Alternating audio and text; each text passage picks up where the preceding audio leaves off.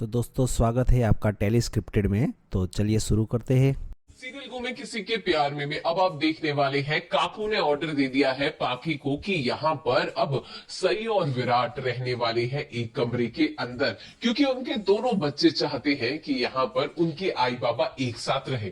ऐसे में काकू ने आदेश दे दिया है और यहाँ पर पाखी अपना बोरिया बिस्तर लेके कमरे से बाहर हो गई है तिलमिलाते हुए। अब आप सोच सकते हैं कि क्या नजारा होने वाला है अपकमिंग ट्रैक में। और काकू ऐसा नहीं करना चाहती थी, लेकिन फिर भी उसे दिल पर पत्थर रख के करना पड़ा। ऐसा नहीं है कि काकू यहाँ पाखी का बुरा चाहती है, लेकिन वो अब अपने घर परिवार और विराट का भला चाहती है। आने वाले जो जनरेशन है उनको अच्छी अपब्रिंगिंग मिले, वो सिर्फ और सिर्फ सही दे सकती है। नीडर मतलब चौहान निवास में जो बच्चे और लड़के निकलते हैं वो कैसे आईपीएस ऑफिसर बनते हैं नीडरता के साथ। वो जो माँ का आचरण होता है, जो माँ की परवरिश होती है, वो परवरिश कोई और नहीं सही दे सकती है। और यहाँ पर ये सब सोच के काकू ये फैसला ले लेती है, जिसकी वजह से पूरे घर में एकदम बवाल मच जाता है। सबकी आंखों में एक ही सवाल कि काकू ने ये फैसला लिया तो लिया कैसे। आइए आपको बताते हैं कि अपकमिंग ट्रैक में कहानी में बड़ा ट्विस्ट कैसे आ गया और आने वाले एपिसोड किस तरीके से आपके सामने आने वाले हैं। चिपक के देखिएगा, पूरा जरूर देखिए। वीडियो को लाइक सब्सक्राइब बेल बटन जरूर प्रेस कर लिए।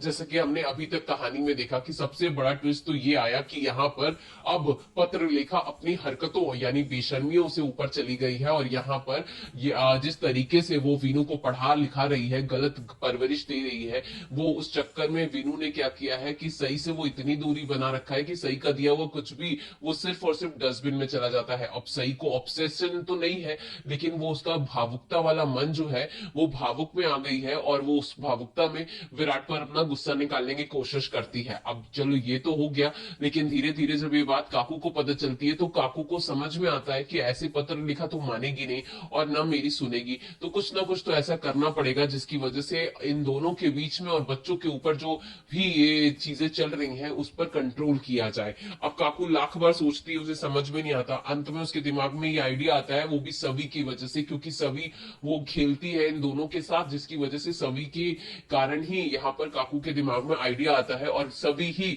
ये बात बोलती है कि आई बाबा के साथ सोना है मुझे। लो और मजा आ जाता है, जिसकी वजह से काकू बोल देती है पत्र लेखा को तो कि तू अपना सामान निकाल के बाहर शिफ्ट कर ले और यहाँ पर सई और विराट को एक कर ले। यहाँ पे दो सिचुएशन हो सकती है, या तो काकू ये बोलेगी या तो ये बोल देगी कि काकू को कि विराट जो है वो सई के साथ ही उसके आउट हाउस में कुछ दिन तक रहे। लेकिन सई आ जाती है चौहान निवास और चौहान निवास में ही ये होता है। हालांकि सई इस चीज के लिए मानती नहीं है, लेकिन सभी की वजह से सई कुछ बोलती भी नहीं है।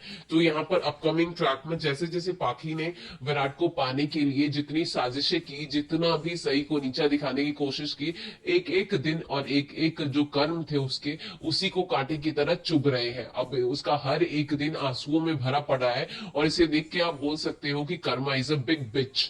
तो यहाँ पर पाखी को देख के तो ये वाली लाइन एकदम सच लगती है, लेकिन वहीं दूसरी तरफ आपको ये देखने को मिलेगा कि अपकमिंग ट्रैक में जिस तरीके से कहानी ऊपर नीचे घूम रही है, सही और विराट में करीबियत आ रही है, मतलब एक दूसरे के करीब आ रहे हैं और पत्र लेखा अपनी जगह पर वापस जा रही है। आने वाले एपिसोड में ये भी दिखेगा कि वीनू और पत्र लेखा के बीच में दूरियां आ जाती हैं और वीनू और सई के बीच में सारी प्रॉब्लम सॉर्ट हो जाती है। तब यहाँ वीनू को समझ में आता है कि पत्र लेखा ने जो भी उसको सिखाया पढ़ाया वो गलत सिखाया। वो कोई आंटी चुड़ैल नहीं थी, वो मेरी माँ थी और उसके बारे में आपने ऐसा वैसा कहा। तो मतलब कहानी उल्टा घूम जाएगी और ये देखना काफी दिलचस्प हो जाएगा।